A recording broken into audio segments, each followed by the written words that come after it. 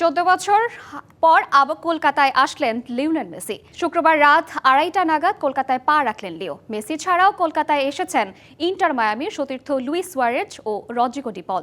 Lake town মোড়ের কাছে তার নিজের 70 ফুট উচ্চতার মূর্তি উদ্বোধনের কথা ছিল মেসির। পরিকল্পনা ছিল তিনি নিজেই সেখানে গিয়ে মূর্তির আনুষ্ঠানিক উদ্বোধন করবেন। তবে সাম্প্রতিক নিরাপত্তাজনিত বিবেচনায় সেই সিদ্ধান্তে পরিবর্তন এসেছে। হোটেল থেকে ভার্চুয়ালি মূর্তি উদ্বোধন করবেন মেসি। শনিবার সকাল 9টা থেকে 9:30 থেকে 10:30 পর্যন্ত চলবে মিট অ্যান্ড গ্রিট পর্ব। এরপর ভার্চুয়ালি নিজের মূর্তি উদ্বোধন করবেন LM10। তারপর হোটেল থেকে রওনা দেবেন যুব ভারতী স্টেডিয়ামে। সেখানে আরও উপস্থিত থাকবেন বলিউড বাদশাহ শাহরুখ খান ও কলকাতার মুখ্যমন্ত্রী Mamata Bandyopadhyay. Celebrity friendly match সংবর্ধনা এবং সংক্ষিপ্ত আলাপ পর্ব শেষ করে বিমানবন্দরে চলে যাবেন মেসি। কলকাতার অনুষ্ঠান শেষ করে আজই হায়দ্রাবাদে উড়াল দেবেন তিনি।